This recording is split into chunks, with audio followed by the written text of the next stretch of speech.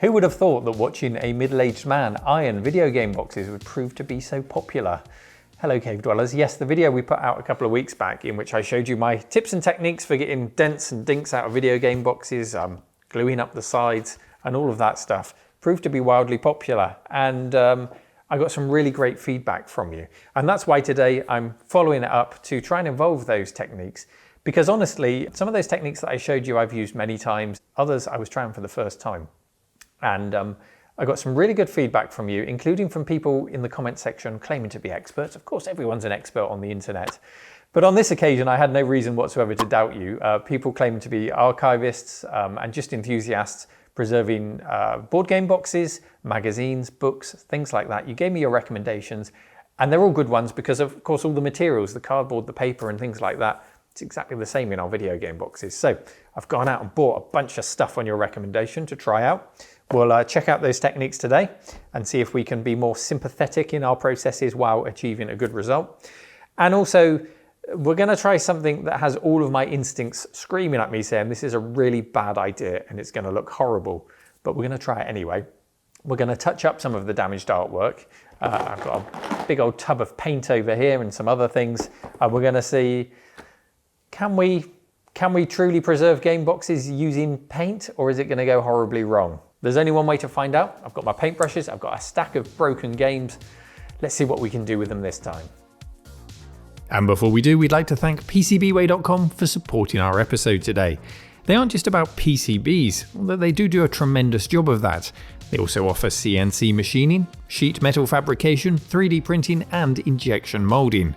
If you're creating, then PCBWay.com can help you bring your project to life. Get an instant quote now over at PCBWay.com, and we thank them for their support. To try out your tips, we're going to need some game boxes, so I've picked a couple of candidates to straighten out using the techniques that we saw in the first video. And if for any reason you haven't seen that, I'll pop a link in the description so that you can go back and watch it and see what this hot plate technique that I use for straightening out the boxes is all about. I'll pop some distilled water into the box fixer or iron, and I'll grab the first game to help us understand your tips. And it's a whopper. Look at the size of this. It's the Carmageddon Max Pack. It's huge. It's got a concave front, which will straighten up, but more importantly, down the sides, it has splits, 2 splits, one on each side here, and they've been sellotaped up in the past by the previous owner. So that will give us a chance to try out the first tip that you've given us on gluing up the sides, but not using super glue as we did before. So we'll look at that in a moment. Now this box is so large that there's really no point in using the hot plate technique. We can just get an iron inside it. A tip that a lot of you gave me in the comments section was actually in the last video. It flashed up on the screen as a caption that a travel iron would be a good idea, but clearly I didn't make that prominent enough because many of you didn't see that. And I agree with you. A travel iron does get into smaller boxes, and I'm not saying that the hot plate technique is the best or the only way to do it, it's just an option. We'll also straighten out the sides. You can see I've got a cloth there between the iron and the cardboard just to avoid accidentally damaging it. And then we're good to go with this one. The other box that we'll use to try out your tips is the Chaos Engine. It's a bit crushed, and it does seem a shame to experiment on a game that I love so much, particularly if it goes horribly wrong, but I do have for some reason, many copies of this game, so it will sting a little bit less if it doesn't work out. With this one, we will use the hot plate technique.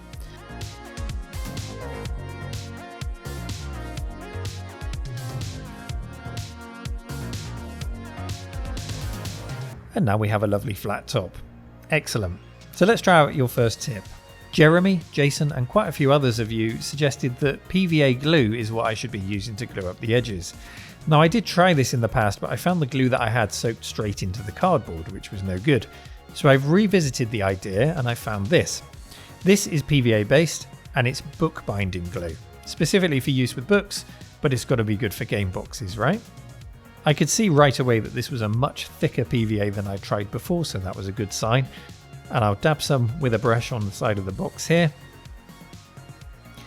And if you look closely, they put a nice picture of me on the side of the box.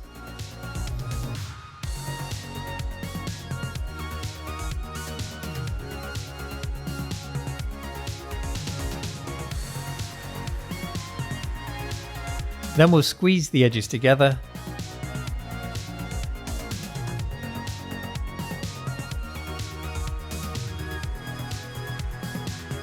And it takes a while to set, so I have to pop some masking tape on to hold it together, which hopefully will come off again neatly without taking any of the box art off with it.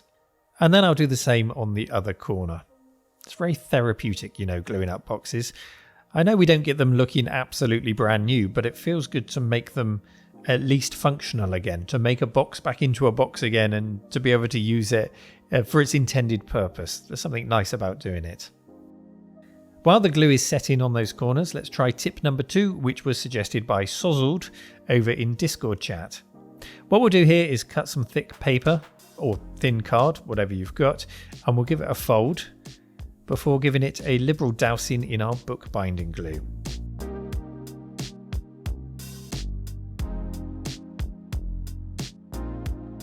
And then we'll pop those into the corner of the boxes to further strengthen and support it. Obviously you don't want anything too thick in here because you won't be able to get the lid back onto the bottom half of the box, so that's why I've used this fairly stiff but thinnish paper. And I'm hoping the extra support will help it a lot in the future and stop it from splitting again. I really like this tip. It almost feels like proper preservation, like what you see the professionals do. It just feels kind of right. And I've reinforced all 4 corners.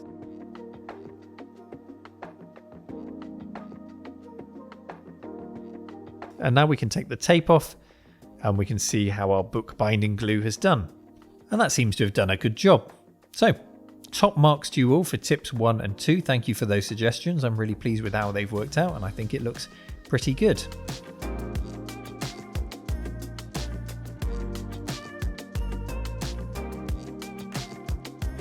So let's put that into practice with Carmageddon's Max Pack.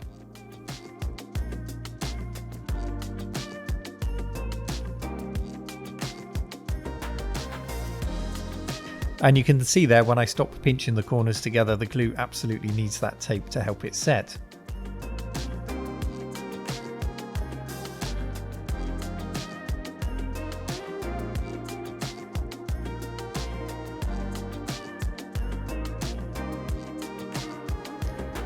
In the other corner, we've got some sellotape from the previous owner, and we need to be careful about removing that without damaging the box.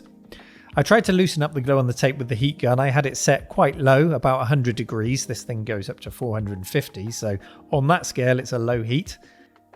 And I tell you, it's a good job this box carries an 18 certificate because scenes like this tape removal shouldn't be witnessed by minors.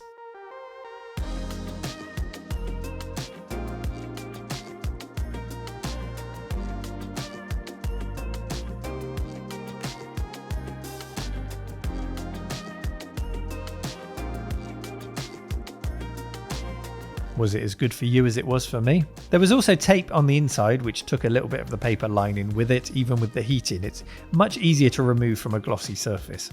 But that's okay, we're reinforcing the box there, so nobody need know. And now let's glue it up.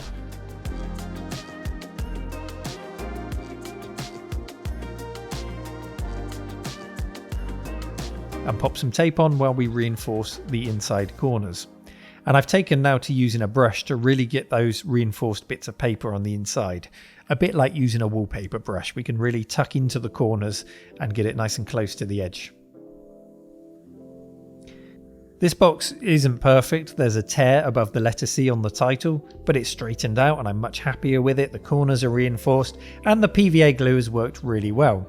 I'm confident that between that glue and the reinforcement that we've added, that this can be handled safely by the public in the retro shop display now. I'm not worried about it. And we'll add a quick bit of heat wrapping, and now it certainly doesn't look out of place in the shop. Some of you flagged up in the comments that I should make sure that I let the boxes dry before I heat wrap them. A good point, and yes, we don't want them turning mouldy. We need to let them dry, and I generally leave them overnight before I do heat wrap them. Let's be a bit more daring with our next tip then, shall we? Please forgive me for what I'm about to do. It's going to get really messy. Some of you requested, and I have to say I was also intrigued to see, if we could touch up the damaged artwork effectively. So I've had a look into it to see what methods might be suitable. For the first attempt I used something called gesso to prepare the area. This is a primer that's suitable for all sorts of things, including paper. I'm not sure if it's necessary on our boxes, but that's what we're here to find out, so we'll give it a go. I've applied it to all the damaged areas on one side of the box as a test. and then we'll set it aside to dry. Once dry, the texture of the gesso was rough and raised, so I used a very fine grit, 3000 grit sandpaper it was, to smooth it down and try and get a smooth finish that would match the box. I'll then touch the damage up with some black acrylic paint. Now, when I started applying this paint, I initially thought, okay, this could work. I'm seeing the damage disappear before my very eyes, and it does seem to blend in. So I persevered.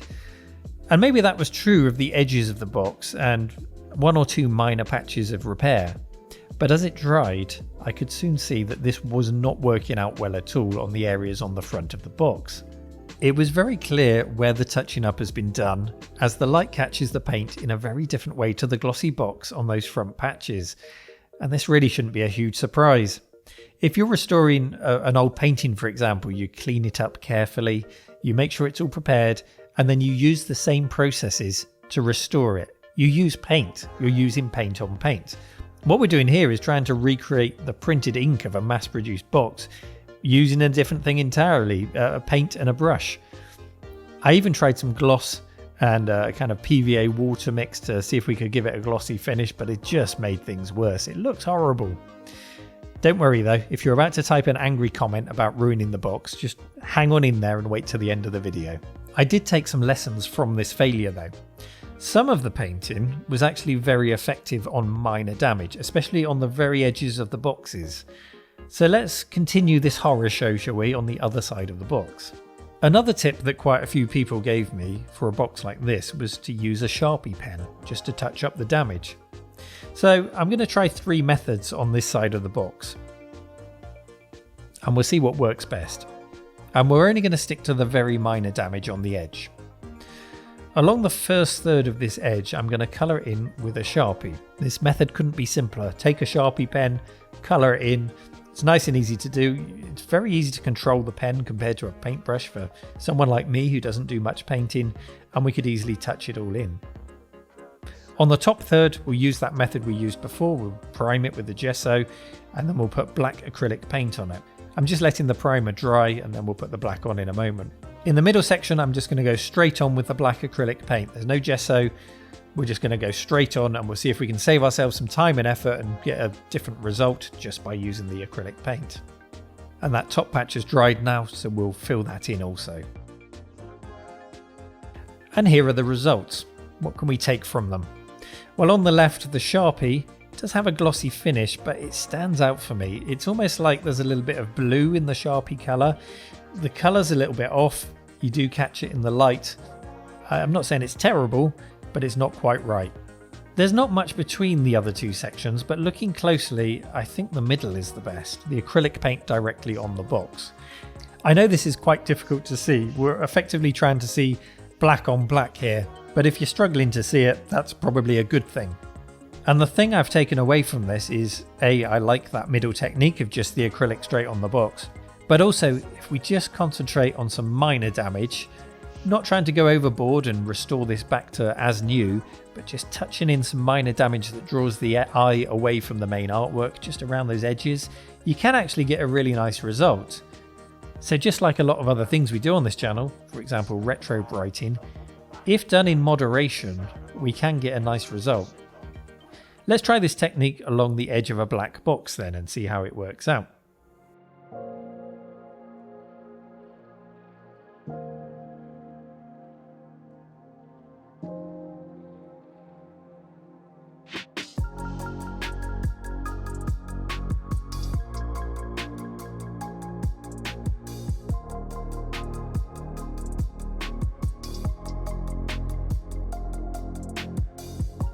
And then we'll let that dry.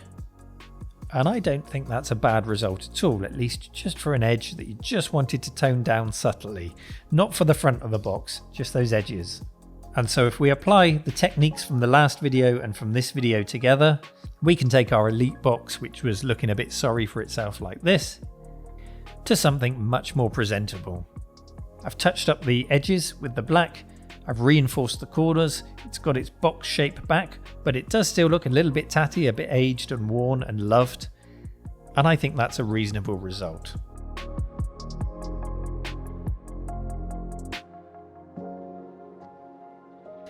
Does that now mean we should tackle my beloved Lotus box?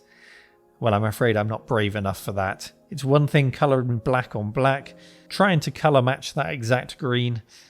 I think it's going to end badly if I try that. Has one man ever had this much fun with an ironing board? I seriously doubt it. I've certainly had a great time today. I feel like we've expanded our skill set. I've got some great results just by touching in the blacks with that acrylic paint on some of these games here. Supremacy came up beautifully with the blacks down the side. And it just reaffirmed to me after these experiments that subtlety is the key. Just touching in tiny, tiny bits can make a big difference.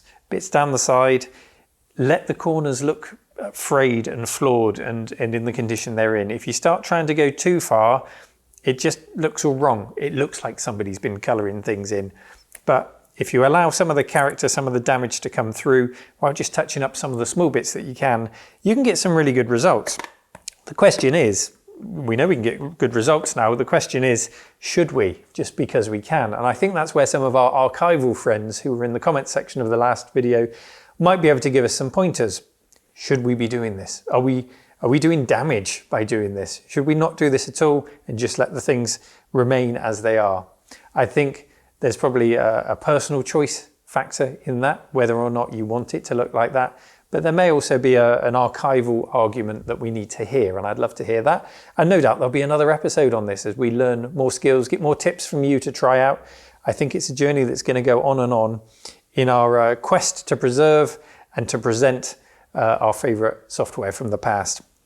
And it's not just the painting. I've continued to have great success with the hot plating technique. This compilation in particular, I'm hugely nostalgic for. It comes from a shop called Dixon's, which is on the high street here in the UK, and this was their own ocean software compilation. I remember it vividly, and it's nice to get it in good condition.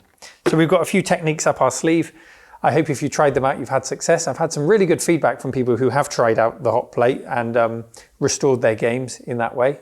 Let us know if you try the acrylic paint or if indeed you have some other techniques of your own.